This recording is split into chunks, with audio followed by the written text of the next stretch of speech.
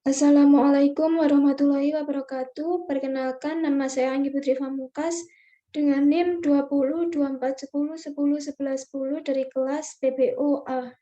Dalam kesempatan kali ini, saya akan menjelaskan mengenai hasil pengerjaan kuis saya sesuai dengan soal yang telah diberikan, yaitu menemukan 4 objek yang saling berkaitan, kemudian menganalisis atribut dan metode dari masing-masing objek, dan membuat kelas-kelas dari objek yang telah ditentukan.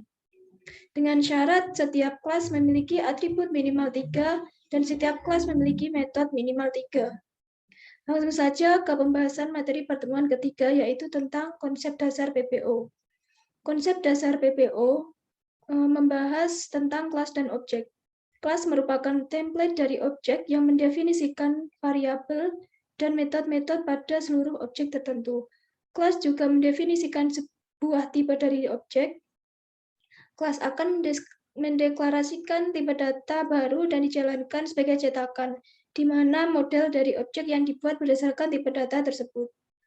Sementara objek merupakan sebuah instance atau hasil cetakan dari suatu kelas.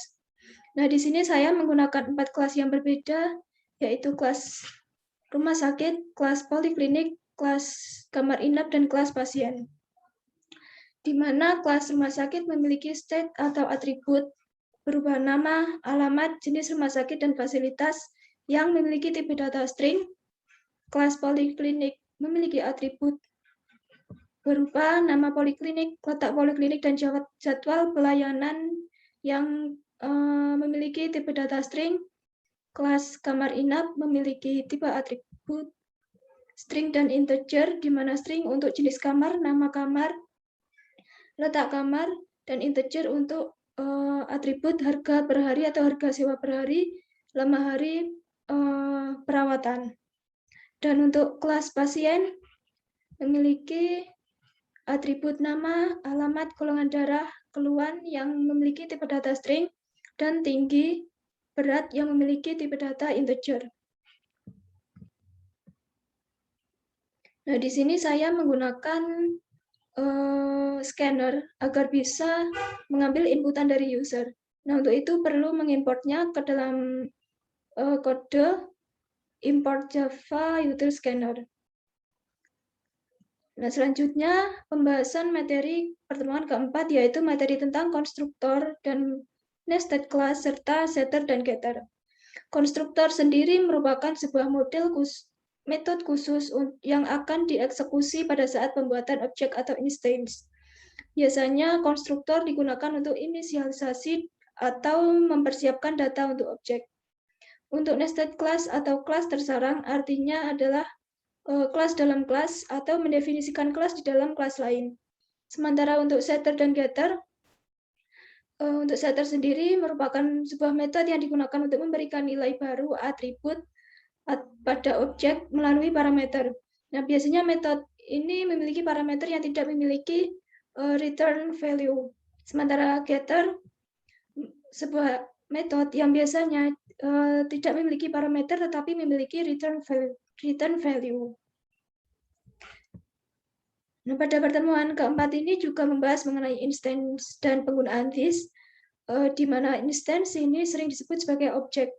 Biasanya pembuatan instance sendiri berada dalam metode main, sementara penggunaan this digunakan untuk merujuk pada atribut dalam kelas.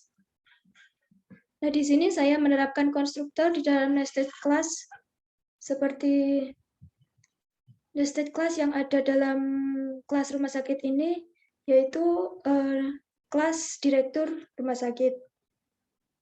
Begitu pula untuk kelas-kelas yang lain, yaitu contohnya saja kelas poliklinik. Kelas poliklinik di sini saya menempatkan nested class, yaitu kelas dokter, yang artinya siapa saja dokter yang bekerja atau bertugas dalam poliklinik yang telah disebutkan di awal.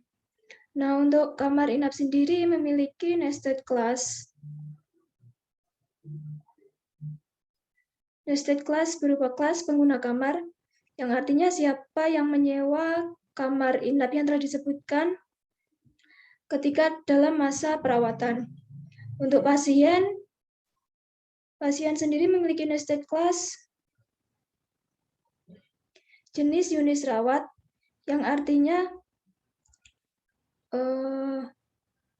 apakah pasien tersebut sedang menjalankan rawat inap atau rawat jalan. Nah, dari ketiga kelas poliklinik, kamar inap, dan pasien ini juga terdapat konstruktor seperti halnya pada kelas rumah sakit.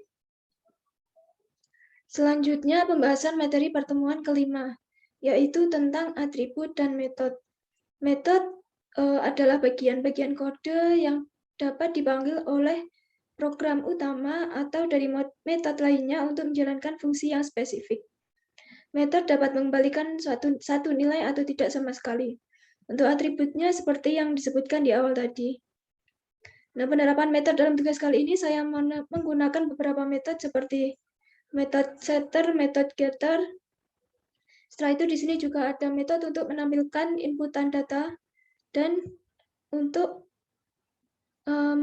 menampilkan data yang telah diinputkan. Begitu pula untuk ketiga kelas yang lain. Nah, untuk kelas kamar inap di sini terdapat sebuah metode untuk menghitung total harga sewa kamar inap yang telah digunakan selama perawatan dilakukan.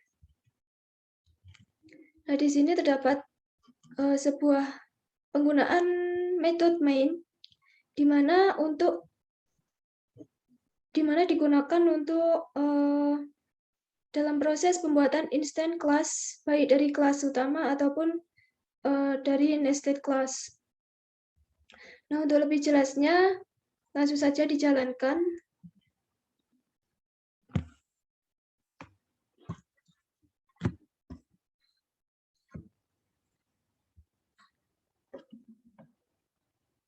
Nah, di sini terdapat perintah untuk user agar menginputkan data-data rumah sakit yang telah diminta.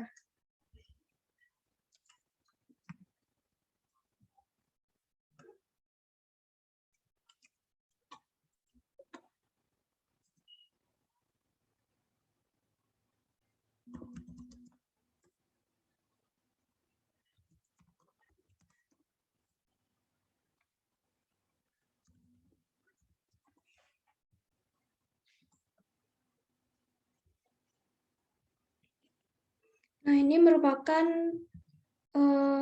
data-data yang telah dimasukkan sebelumnya, dan ini merupakan tampilan dari nested class yang sebelumnya datanya sudah dimasukkan di awal. Begitu pula untuk kelas-kelas yang lain.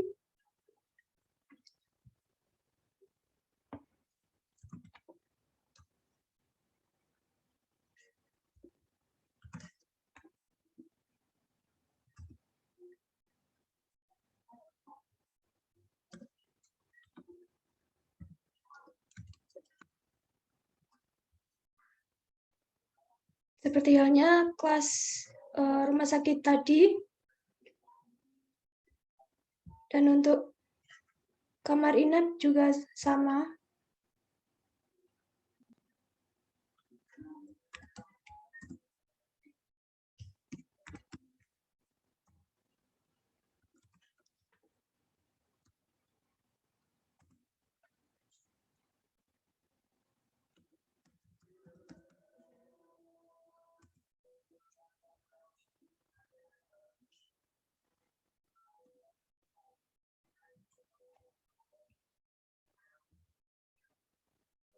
Nah, di sini terdapat data total harga sewa yang diambil dari harga per hari dari kamar yang disewa dikalikan dengan lama hari perawatan. Nah, ini merupakan tampilan dari nested class dari kelas kamar inap. Dan untuk yang terakhir, menginputkan data pasien.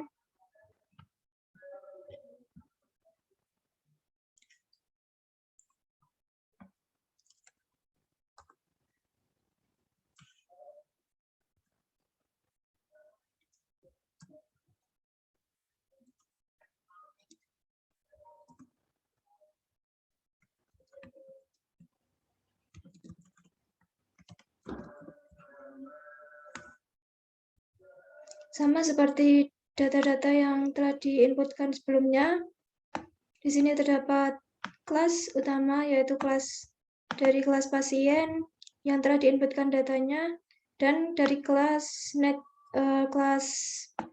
nested class yang datanya telah diinputkan sebelumnya. Sekian presentasi atau penjelasan dari tugas kuis yang telah saya kerjakan. Kurang lebihnya mohon maaf. Wassalamualaikum warahmatullahi wabarakatuh.